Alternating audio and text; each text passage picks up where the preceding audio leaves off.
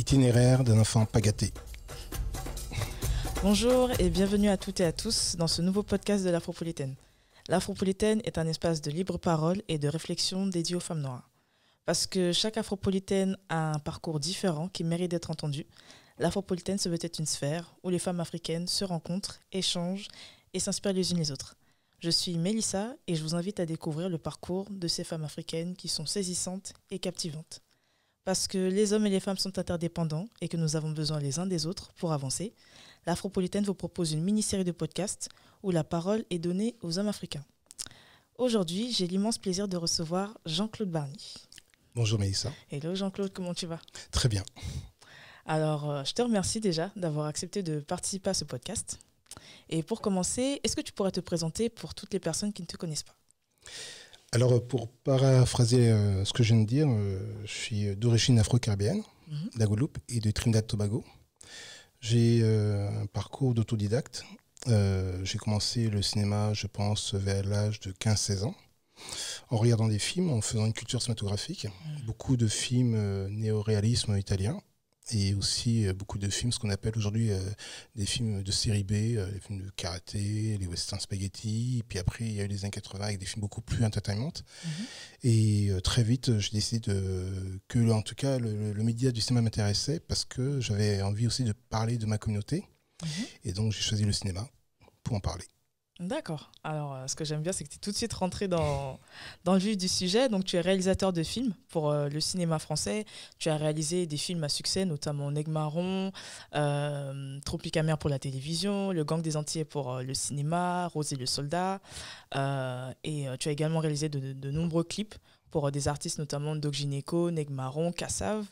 Et je voulais te demander pourquoi tu t'es lancé dans cette carrière. Est-ce que c'est une vocation qui remonte à l'enfance ? Est-ce que tu pourrais nous en dire un peu plus sur ton métier ? Non, oui et non. Je dirais que si je suis entré dans ce média qui est le cinéma, c'est aussi parce qu'il y avait une place. Moi, quand j'étais ado, je voyais pas beaucoup de réalisateurs ni de comédiens qui pouvaient m'incarner. Et souvent, on dit que quand il y a une place, il faut essayer de la remplir. Et puis très vite, je me suis rendu compte que j'avais aussi des choses à dire, comme beaucoup d'autres copains. J'étais dans une sorte de famille, entre guillemets, où c'était plutôt le graphe, la musique. Il y avait très peu de... Enfin, le cinéma, c'était pas un art prégnant. C'était plutôt les arts urbains qui étaient plutôt en avant. Et moi, j'étais un peu malheureux parce que je savais pas grapher, je savais pas chanter, je savais pas danser, je savais rien faire de tout ça. Ouais. Et puis, très facilement, quand j'ai rencontré une autre famille qui était plutôt dans le cinéma, mais c'était des jeunes, tout comme moi, qui avaient entre 17 et 18 ans, je me suis senti attiré par ce mouvement-là. Et donc, on s'est rejoints. Et puis, très vite, moi, au début, on me demandait si je voulais jouer à la comédie. Mais c'est pareil, je aucun talent là-dessus. Mais je savais que j'avais envie d'écrire, j'avais envie de raconter. Et donc, j'ai essayé une première fois en écrivant un premier court-métrage. Et puis, comme souvent la magie opère, ça a fonctionné. Et je dis, tiens, voilà, peut-être c'est là où j'ai du talent. C'est peut-être raconter des histoires à travers le cinéma. Donc, ça commence comme ça avec un premier court-métrage. Et puis, la chance que j'ai eue, je parle encore. La chance que j'ai eue, c'est que je suis arrivé aussi avec une sorte de génération qui avait besoin d'images. Donc, comme tu as dit, c'était tous ces gens qui commençaient à vendre beaucoup de disques, Doc Gynéco, Tonton David, tout ça. Puis ils avaient envie d'avoir des images qui leur collaient à la peau. Et puis j'étais à l'époque un des seuls réalisateurs qui pouvaient un peu plus ou moins les incarner en termes de... Parce qu'il y avait beaucoup cette influence des Afro-Américains. Donc ils voulaient des images un peu chaudes, un peu plus travaillées que ce que faisaient à l'époque les réalisateurs de clips français. Et donc du coup, on a conçu ensemble, toute cette famille-là, les premiers clips vidéo. Et donc pendant 4 ans, j'ai fait ça. Pendant 4 ans, j'ai appris mon métier aussi en parallèle. Donc j'ai fait à peu près une quarantaine de clips vidéo. Et puis ça se passait bien. Et parce qu'à l'époque, c'était quand même un art où il y avait pas mal d'argent et à la fois, c'était vraiment des vraies équipes de cinéma. Aujourd'hui, je sais que les réalisateurs de clips travaillent avec 3-4 personnes et puis ils font tout en même temps. Nous, on déplaçait 10-20 personnes pour faire un clip. C'était comme un mini court-métrage. Et donc, j'ai vraiment appris à travailler la technique, l'image, le jeu, parce que j'écrivais un peu des petites histoires. Et ce qui est un peu ma marque de fabrique. Et puis, à un moment, je crois que j'en ai eu marre un peu d'interpréter ce que les autres racontait. Et donc je suis parti aux Antilles, je suis rentré chez moi et là j'ai écrit mon premier long métrage, Nègre Marron. Nègre Marron, qui est un très très beau film, dans lequel on retrouve notamment une très belle distribution, notamment Admiralty, Dali, on retrouve également Stomy Boxy, Jocelyne Berroir. Et tout à l'heure, tu as dit quelque chose qui m'a vraiment tilté. Tu as dit que tu aimais raconter des histoires. Et en parlant d'histoire, il y a l'un de tes films qui m'a beaucoup marqué, Le Gang des Antillais, qui est sorti il y a quelques années, dans lequel tu mets en scène en fait l'histoire d'un monsieur qui s'appelle Jimmy, qui se bat en fait pour survivre avec sa fille. Et c'est un film également qui met en scène, enfin qui évoque également son entrée dans le Gang des Antillais. Le Gang des Antillais qui évoque en fait la colère, l'exaspération quelque part de la communauté en fait caribéenne qui est arrivée en métropole avec le Bumidum. Et on retrouve pas mal de grands acteurs, notamment comme Éric Ebouanet, JJ Apali, Jocelyne Berroir, notamment dans ce film. Et ma question, c'est pourquoi tu t'es lancé en fait dans ce film en fait, pourquoi avoir abordé cette thématique dans ce film? Et est-ce que tu pourrais nous parler également du processus de réalisation tout autour de cette œuvre? Oui, alors, vous savez, un réalisateur ou une production, je ne choisis jamais les choses par hasard, hein. C'est un projet. Donc il y a déjà un projet qui naît dans la tête d'un réalisateur ou d'un producteur. Et souvent, on regarde si ce projet est viable. C'est vrai, on croit que finalement, on décide de faire un film et puis voilà, ça va être une évidence. Et souvent, il y a des projets, des idées qui ne sont pas viables économiquement. Donc du coup, on les abandonne. Mais en tout cas, moi, j'essaie de choisir des projets qui peuvent avoir une résonance dans ma communauté. Donc, c'est-à-dire que ce projet est né, je crois qu'il y a à peu près une quinzaine d'années. Alors, c'est très bizarre. Hein. Et j'étais, moi, déjà en train de réfléchir sur Nègre Marron. Et puis, j'avais ce bouquin dans les mains de Luc Cléry. Et puis, il y a un jeune patron de Trace TV, Olivier Laouchès, qui est venu me voir. J'étais en Guadeloupe pour raconter l'histoire. Et puis, il me dit, voilà, Jean-Claude, j'ai une histoire qui peut être formidable pour toi et tout. Et je dis, mais Olivier, j'ai déjà un truc à faire. Donc, si tu veux, je fais mon film, là, mon premier. Et après, on se reverra sitôt pour le gang. Et puis, ça a mis à peu près une dizaine d'années.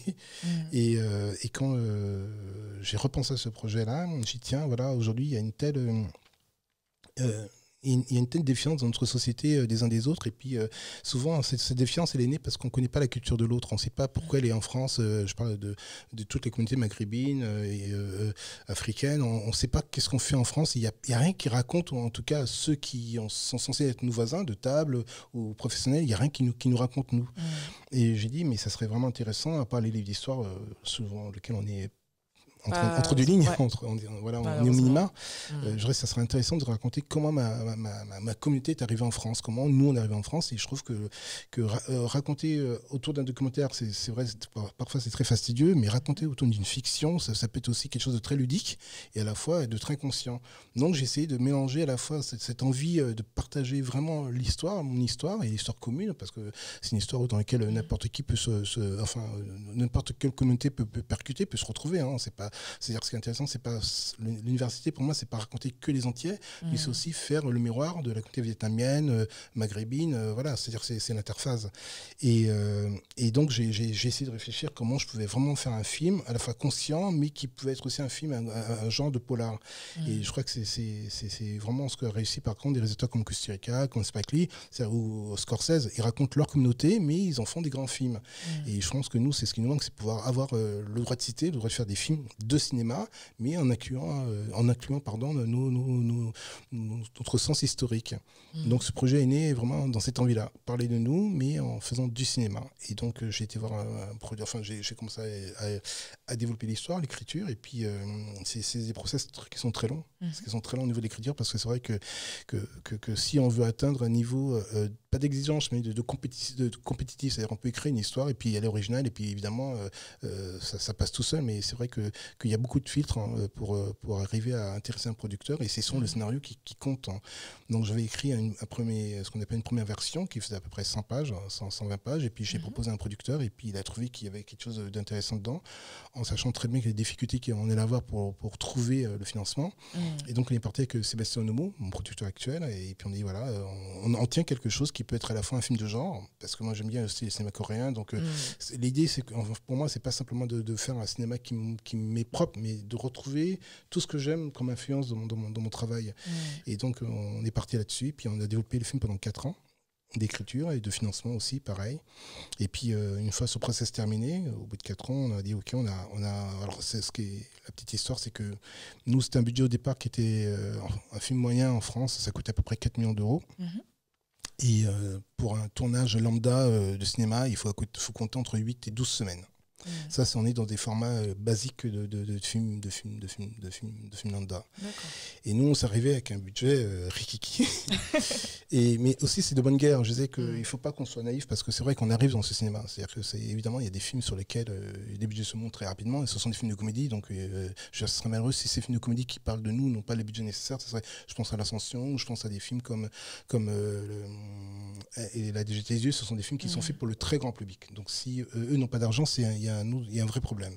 Mais je conçois quand même encore aujourd'hui que les miens ne soient pas super financés. Alors, je dis aujourd'hui, c'est pas dire que demain ça sera la même chose, mais en tout cas je conçois que nous sommes, nous, dans une avancée dans laquelle on n'a pas encore les budgets nécessaires. Mais il faut faire quand même les films. Même si on n'a pas les budgets, il faut quand même montrer qu'on est capable de les faire. Donc on est parti avec un budget Rikiki qui était de 1,8 million et avec un format de tournage qui était de 3 semaines, qui est vraiment très périlleux.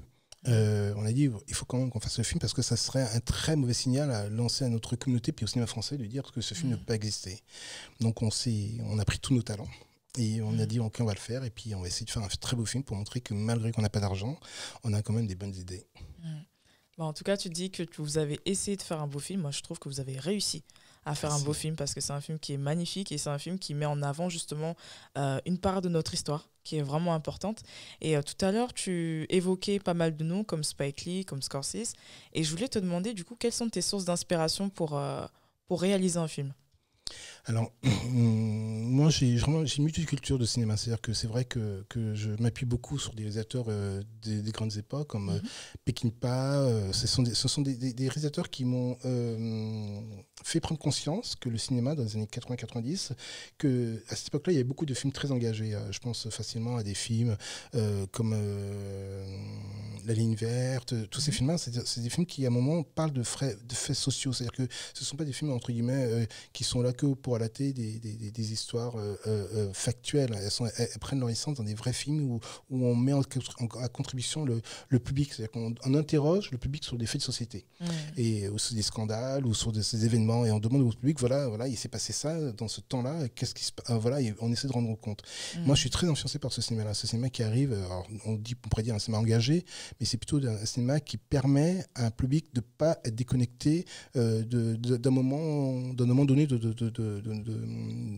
d'une activité, je veux dire, sociale ou économique.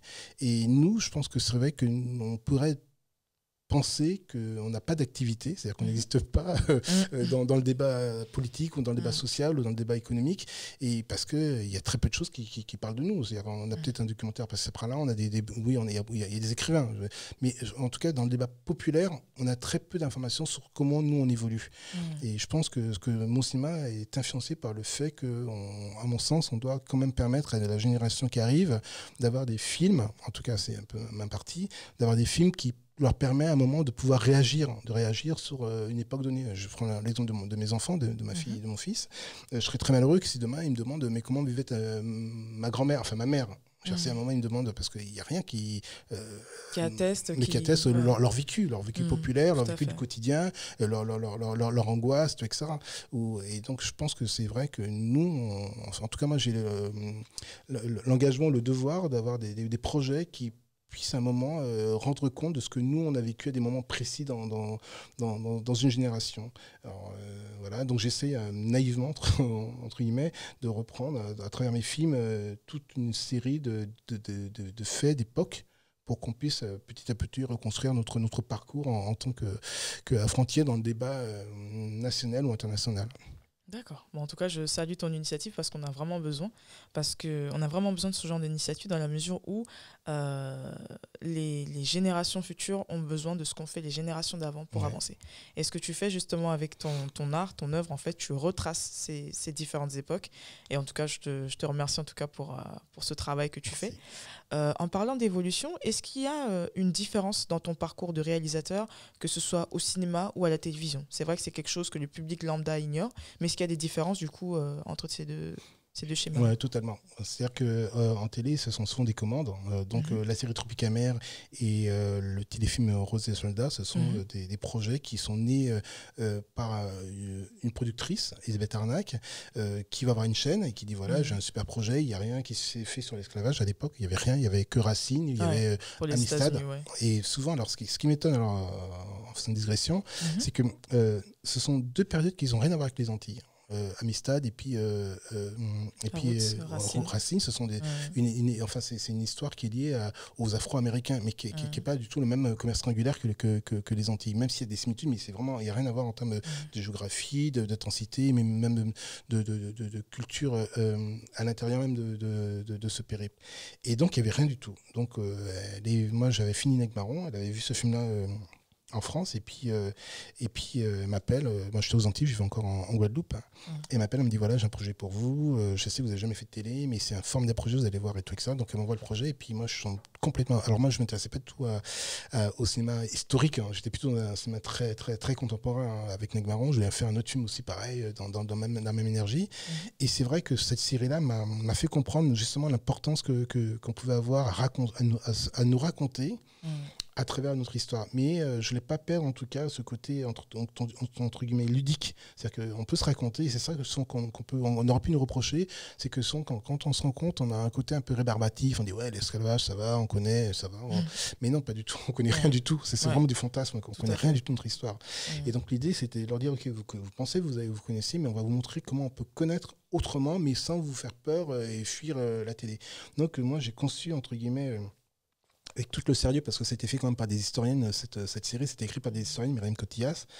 Et c'est pour ça que je pense que c'est important aussi, quand on fait des films historiques, il faut que ça soit indéboulonnable. Il faut vraiment que ce soit des films sur lesquels demain les spectateurs peuvent prendre référent. C'est-à-dire que toutes les dates sont vraies, il n'y a pas du tout une sorte de fiction arrangée, tout ça. Ce sont quand même des vrais projets réfléchi, écrit et travaillé, et comme le gang aussi, toutes les dates sont vraies, enfin voilà, c'est vraiment cette partie-là qui m'intéresse, c'est de rendre des projets sur lesquels on est très à cheval sur le fait historique. Après, il y a la fiction des personnages, mais ils s'ancrent quand même dans quelque chose de véridique. Et le travail en télé, c'est un travail sur lequel il y a beaucoup de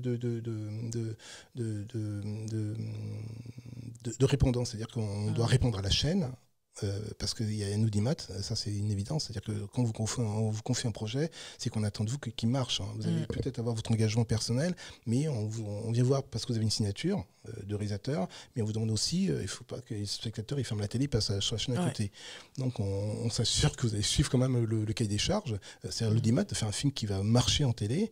Ensuite, il y a aussi cette pression qu'on va avoir parce que ce sont des projets où il y a évidemment de l'argent parce que c'est financé par les chaînes télé, mais aussi il y a aussi un temps donné pour le rendre à la chaîne. Donc ce sont des calendriers qui sont très très réduits. On a un confort financier, mais on a quand même des impératifs de temps de rendu. Donc il n'y a pas le temps de réflexion, il n'y a pas ce côté, on pourrait dire, artistique, on va réfléchir pendant 3 heures sur une scène. Non, c'est vraiment la télé, c'est du rendement. Il faut aller vite, il faut être précis, il faut avoir vraiment une bonne maîtrise de la technicité, du jeu des comédiens. C'est pour moi, faire un téléfilm, c'est la vitesse de 3 longs métrages, quoi. C'est vraiment, il faut être hyper performant, hyper percutant. Et puis c'est un exercice moi qui m'a beaucoup aidé justement et je pense que Tropicamère, pour revenir sur ce téléfilm-là, c'était un 6x52. Ça m'a permis justement d'attraper une vraie compétence pour faire le gang. Parce que je pense que si aujourd'hui on a réussi à faire le gang dans 3 semaines, c'est parce que j'ai beaucoup appris en télé, quoi. Donc oui, je veux dire que la télé m'a aidé à être meilleur en cinéma. Et la grande différence en cinéma, c'est que enfin en tout cas dans les miens, je n'ai aucun, en tout cas moi, je ne vais pas dire je m'en fous du spectateur. Au contraire, j'ai envie d'avoir mes spectateurs, enfin mon public, mais mes sujets ne sont pas du tout dépendants d'un format économique, ne sont pas du tout dépendants d'une réussite. C'est absolument, je prends des sujets qui sont je veux dire, qui font pas, je veux dire comment, qui au départ ne sont pas des films, ce sont des films de niche, voilà, ce sont des films de niche qui s'adressent à un public très précis, qui s'élargit de plus en plus, heureusement pour moi, sinon je serais plus là. Mais ce sont des films qui en tout cas, qui interrogent, comme ton émission, qui interroge la question de la situation, de ce que nous on fait dans le grand débat commun, quoi. Et donc voilà. Et justement, en parlant de grands débats communs et de questions, j'aimerais justement évoquer avec toi la représentation des personnes racisées, des personnes noires dans les arts visuels. J'ai une question à te poser qui est sensible, mais pour moi qui est importante de te poser. Est-ce que tu penses que le cinéma français, en perpétuant un certain nombre de clichés, cherche quelque part à rassurer le public caucasien dans son optique de domestiquer l'homme noir au cinéma? Totalement.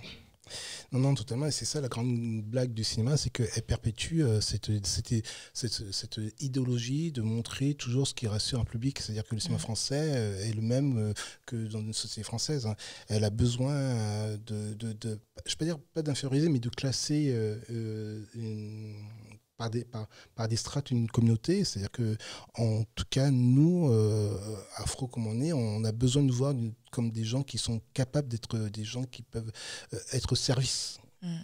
Être au service. Donc c'est la culture de la France et elle a besoin, elle a créé l'indigénat, elle a créé la colonisation, elle a créé l'esclavage, le système esclavagiste. Donc elle a besoin de main-d'œuvre pour profiter, pour être, je dirais, pour être aussi compétitif sur des marchés. Donc le fait que le média télévision au cinéma continue à perpétrer cette image du noir qui est dans un métier de service, c'est ce qu'a fait. C'est-à-dire que même si, alors il y a deux caricatures, soit on est dans des métiers de service, ou soit on est dans des métiers d'anxiogénité. C'est-à-dire que soit on est des délinquants notoires, ou soit on est des services.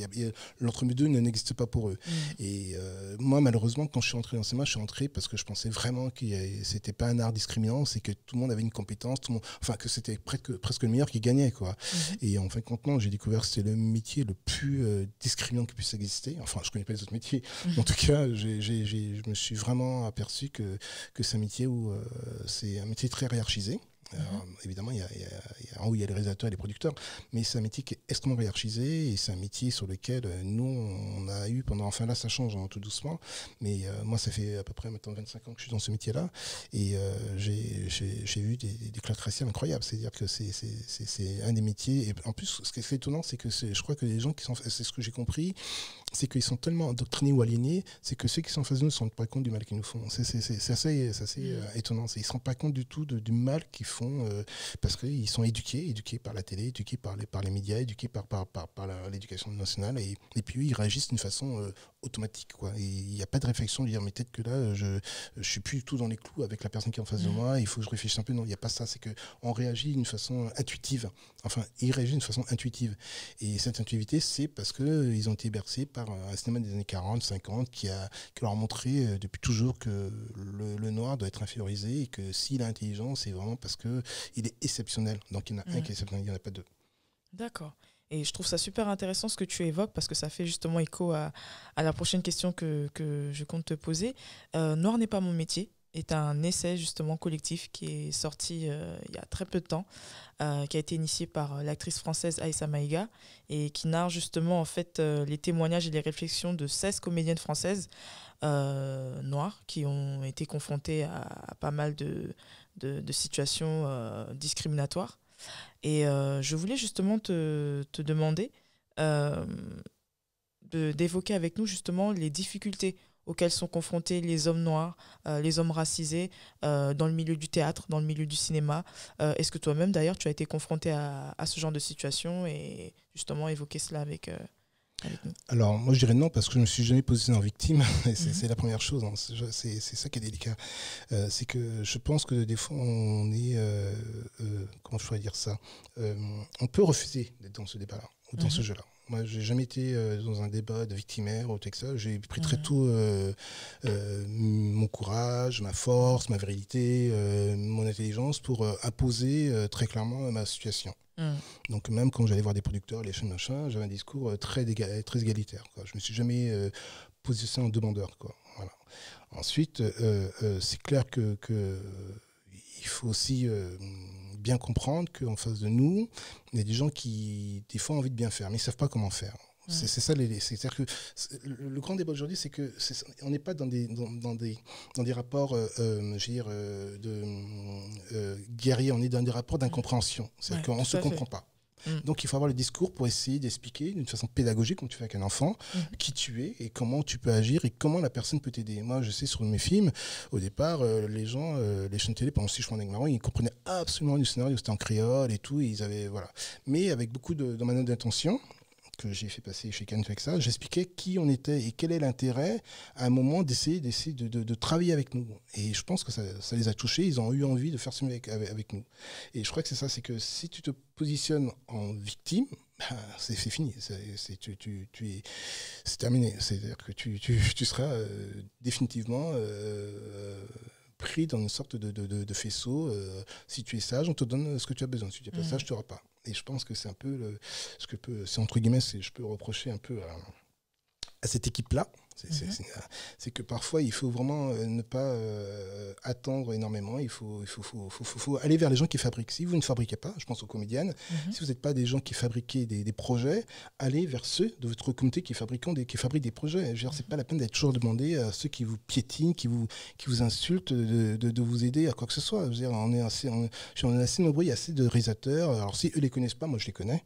Alors, on dit oui, il n'y a pas de réalisateur, il n'y a pas de scénariste, c'est archi faux. Il y a des gens de talent, mais partout dans le monde, enfin partout dans notre communauté. Et moi, j'aurais vraiment envie de leur demander, mais pourquoi vous n'allez pas voir des réalisateurs, des scénaristes de votre communauté, et vous avez une certaine autorité qui a été à un moment très éclatante. Voilà, pourquoi il n'y a pas eu des collaborations? C'est ce qu'ont fait les Afro-Américains. Et les films comme Alberi, elle a été sur des projets sur lesquels c'était sa communauté. Et donc, je pense qu'il fallait avoir ce réveil un peu plus tôt qu'il y a un an, quoi. Après, c'est très bien. Moi, je trouve que quand on se conscientise, entre guillemets, il n'est jamais trop tard. Mais il faut être aussi juste sur ce qui ne s'est pas fait avant.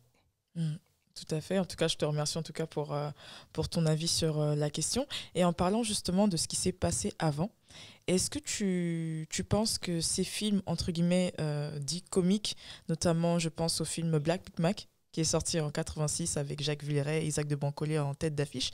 Est-ce que tu penses que ces films-là, entre guillemets comiques, ont été nécessaires justement pour permettre à des films conscients de passer plus facilement à l'heure actuelle? Oui, c'est ça, exactement. Moi, je suis pas dans le déni, parce que si on les refuse, il n'y a rien. Et s'il n'y a rien, on ne peut pas construire. Donc oui, je suis d'accord avec toi. Je pense que c'était, même si ça nous a fait du mal, entre guillemets. Moi, j'ai beaucoup rigolé sur Black Pink Mac, mais c'était une époque aussi, c'est une époque. J'ai moins rigolé sur les comédies qu'il y a d'aujourd'hui, parce que je pense qu'aujourd'hui, on n'a plus le droit de faire des choses qu'on faisait il y a 30 ou 20 ans. Donc là, aujourd'hui, ils sont moins pardonnables. Donc c'était le début. Thomas Gilou, qui est un ami, qui a fait... et je trouve que ça en est vachement bien sorti, parce que c'est même si on regarde Black Pink Mac, il faut savoir ce qu'il y avait à côté de Black Pink Mac. Et c'était encore plus affreux. Il y avait tout un contexte. C'était plus affreux. Et je pense que l'équipe de Thomas Gilou, au contraire, essaie de redonner un peu de noblesse à la perception qu'on avait à l'époque des immigrants, quoi. Et oui, pour te reprendre, je pense que c'est ça. On arrive aujourd'hui, en tout cas, si mon cinéma existe, c'est parce qu'il y a eu d'autres cinémas sur lesquels qui m'ont fait réagir pour et contre. Donc voilà, donc je pense que oui, aujourd'hui on est une génération qui arrive aussi, je pense à cette génération qui arrive des 20-35 ans et qui vont commencer à faire leurs films, commencer à déposer des projets, commencer à réagir, et je pense qu'il faut vraiment qu'ils regardent ce qui s'est passé avant. C'est ce que j'ai fait, je regardais tous les films qu'il y avait avant pour dire là il faut que je sois un peu conscient, là ça c'est pas très joli, il faut pas que je rentre dans ces pièges là. Le cinéma ça demande vraiment une vraie maturité, quoi. On fait pas un film sans maturité, on a une grande responsabilité parce qu'on essaie de toucher des milliers ou des centaines de milliers de gens. Donc il faut avoir cette réaction de dire voilà, je n'écris pas que pour moi, j'écris aussi parce que demain mon travail va perdurer dans le temps. Un film, ça peut avoir une vie et à vie éternelle. Donc il faut vraiment avoir un projet sur le long de ce qu'on veut faire en termes d'éducation ou en termes de narrativité. Et voilà, donc moi je fais partie des gens qui n'écrasent pas ou qui piétinent pas ce qui s'est passé avant moi. Mais par contre, je regarde ce qui se passe aujourd'hui. Et je suis pour ou contre. J'ai un avis personnel sur des films que je vois et que je trouve dommage que des fois les réalisateurs ne soient pas. Alors c'est un débat là qu'on peut avoir, c'est que qui peuvent aussi des réalisateurs afro, et je pense qu'on n'est pas plus entre guillemets, notre aliénation, elle n'est pas plus belle ou plus intéressante parce que tu es noir qu'un blanc, quoi. On peut être malade de la même façon. Le blanc ou le noir peut être malade de la même façon, et c'est pas parce que tu es noir que tu as peut-être plus de sensibilité de parler de ta communauté sans rentrer dans des clichés, ou au contraire la faire partir 10 ans en arrière, quoi. Tout Tout à fait.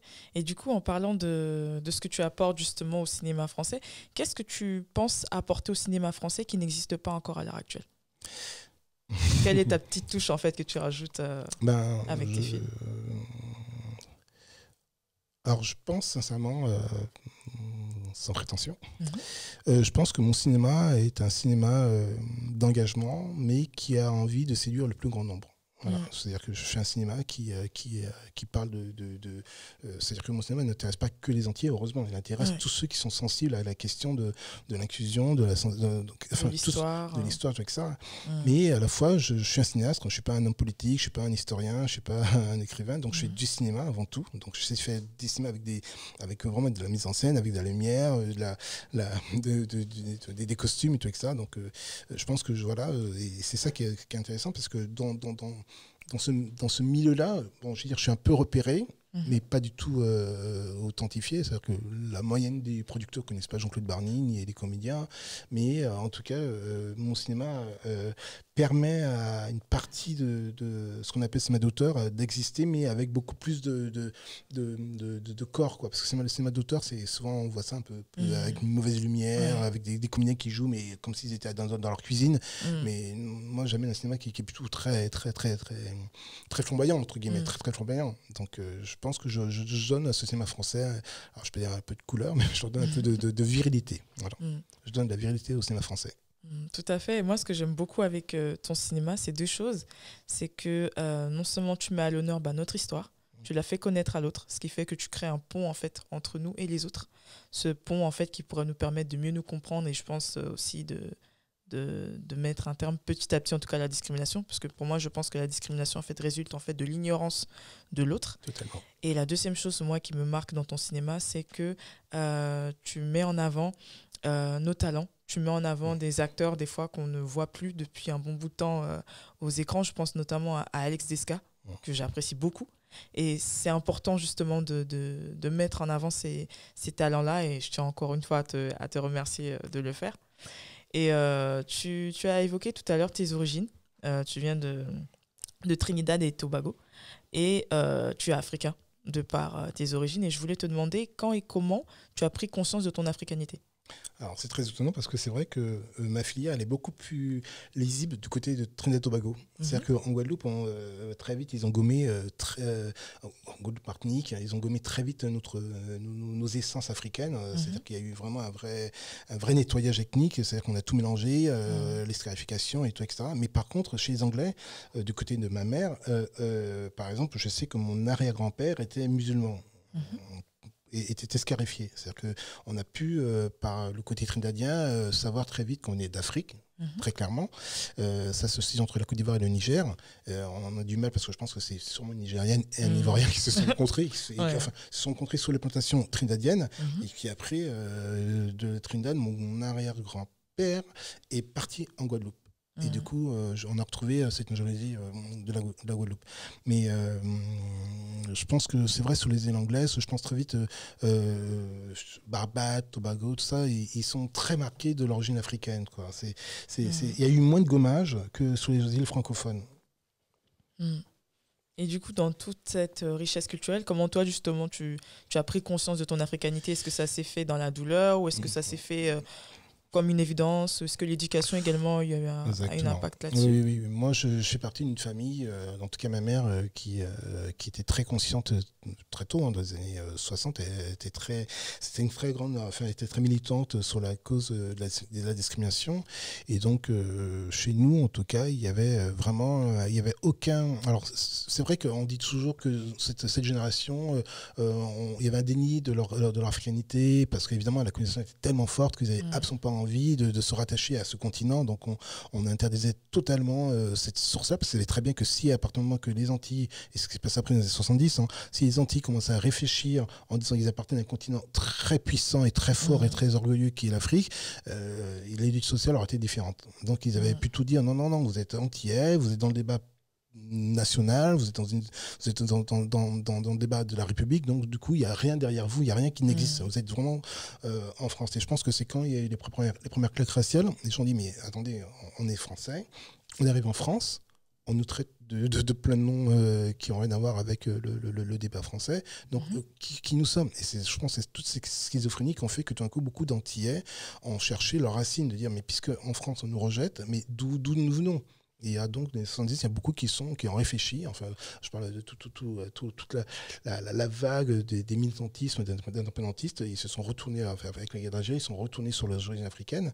Mais nous, de ma mère en tout cas, elle avait cette conscience que si jamais il n'y avait pas cette racine présente au-delà des Antilles, c'est sûr qu'on allait être noyé, quoi. Donc chez nous, il y avait beaucoup de culture africaine. Et puis c'est aussi l'époque où il y avait beaucoup d'étudiants africains qui venaient en France. Donc du coup, il y avait vraiment une sorte de mélange très, très conscient de part et d'autre. Hein.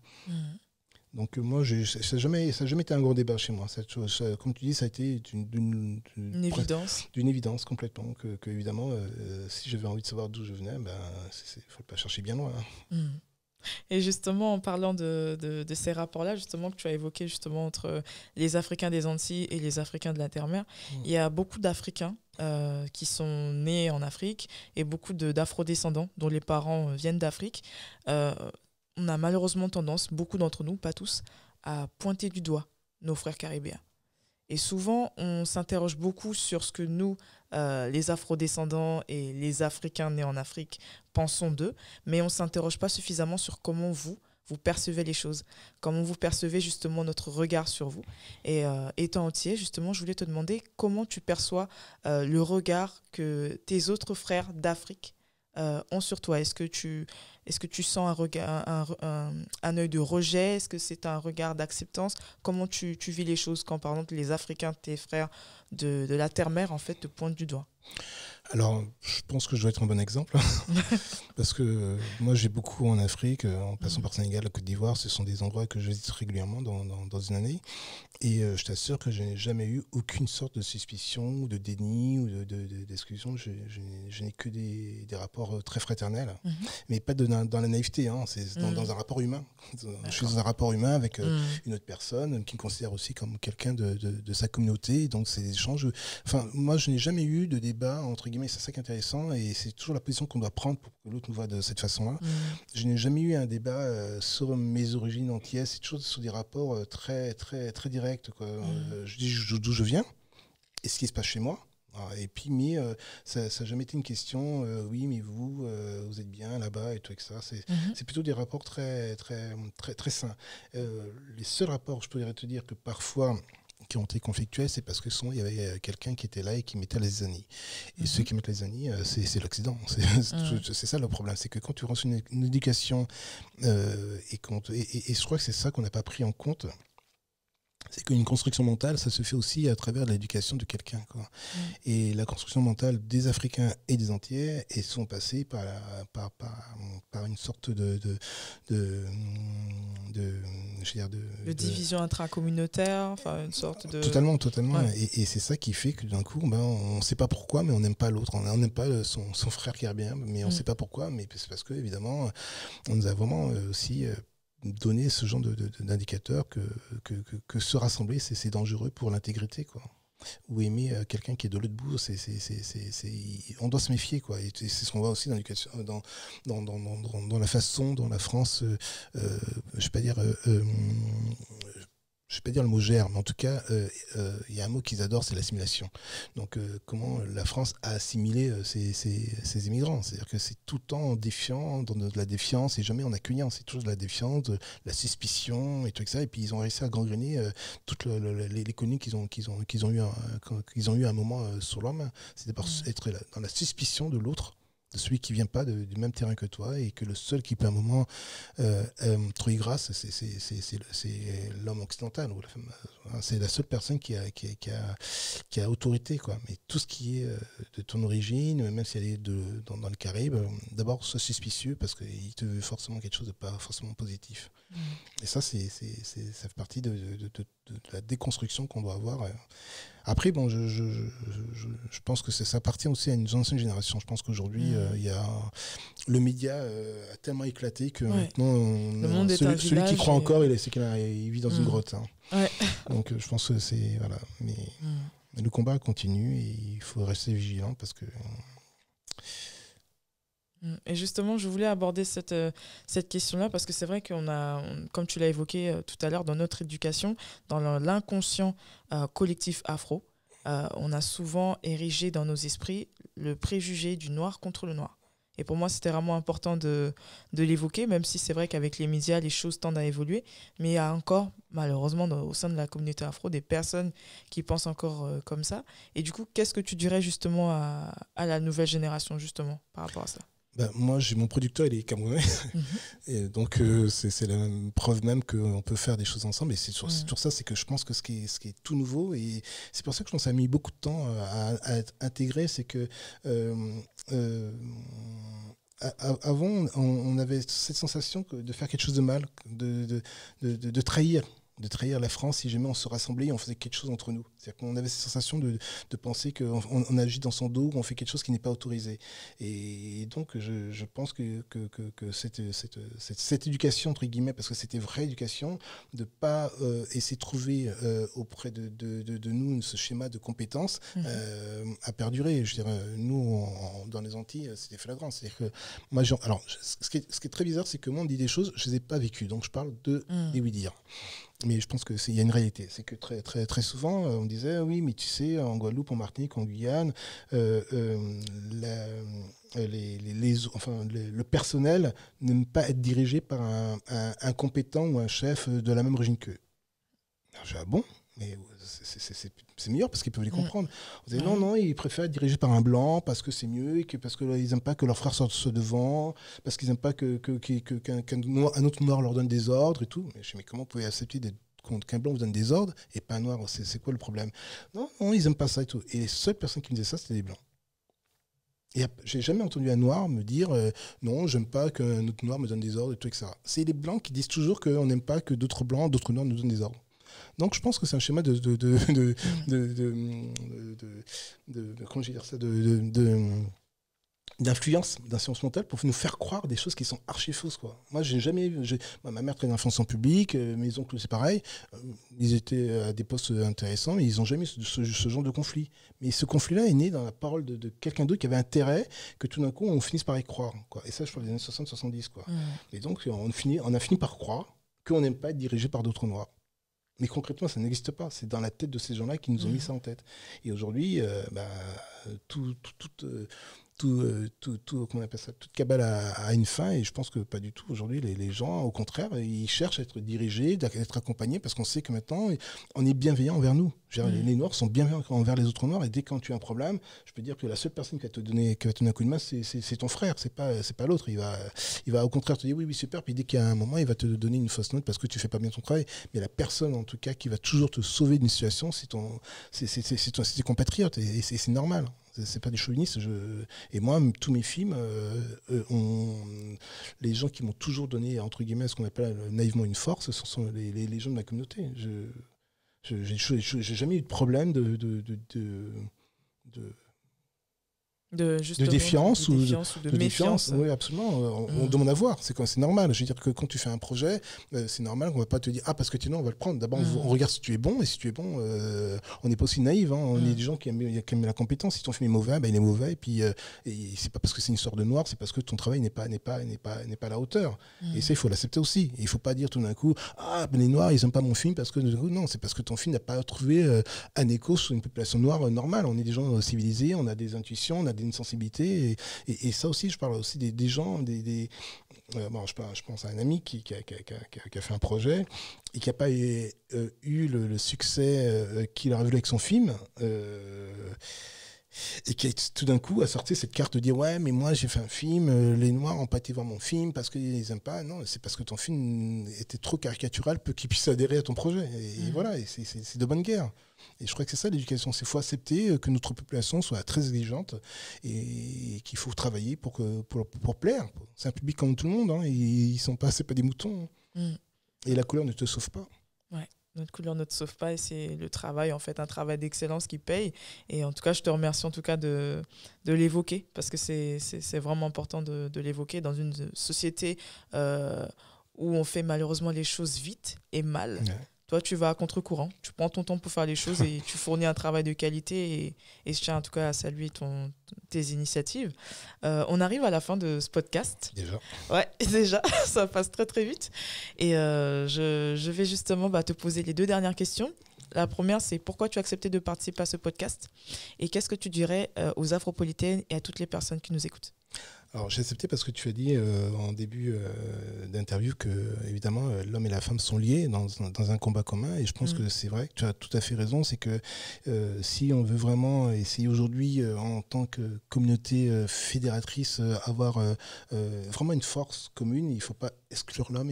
C'est pas un combat féminin, c'est pas un combat masculin, c'est un combat commun.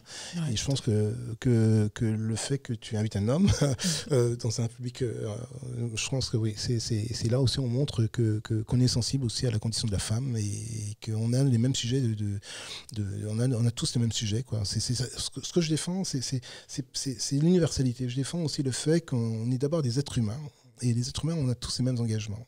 Et que si tu parles d'être humain à un être humain, on a les mêmes problèmes, quoi. Et c'est ce que nous, on nous dénie. On nous dénie le fait d'être des êtres humains.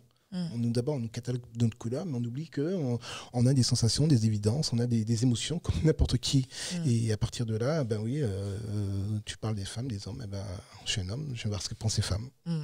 Voilà, donc c'est pour la première question. Et la seconde question, pourquoi... Le dernier mot, en fait, à dire aux Afropolitaines et à toutes les personnes qui nous écoutent. Je leur dis que ce combat est noble et c'est un grand combat parce qu'on n'est pas au début ni au milieu à la fin, on est un peu ailleurs, quoi. Je veux dire qu'aujourd'hui, et je dis pas ça sans naïveté, hein. Je dis qu'aujourd'hui, pendant très longtemps, on a été déni de la parole, des faits, et qu'on a tout à gagner aujourd'hui d'être alors c'est bête ce que je veux dire, mais d'être rassembleur. Je veux dire qu'on nous a tellement divisés, on nous a tellement déniés qu'il faut vraiment avoir beaucoup d'empathie pour pas refaire la même chose que nous a fait. Donc c'est être rempli d'amour, sincèrement, et je parle pas de naïveté, hein. C'est-à-dire que si jamais évidemment on vous marche sur le pied, il faut pas le tendre, hein, c'est clair. Mais il faut vraiment être un grand exemple parce que ce monde a énormément besoin d'être rassemblé, parce que nous sommes quand même les derniers à avoir la parole. Et il faut qu'on l'utilise à bon escient. En tout cas, merci beaucoup Jean-Claude d'avoir accepté de participer à ce podcast. Merci. Merci beaucoup. Et puis à toute l'équipe. Hein. Ouais, qui m'accompagne dans ce projet, le Studio Majorelle, que je remercie. Et quant à moi, je vous dis à très bientôt pour un nouveau podcast sur l'Afropolitaine.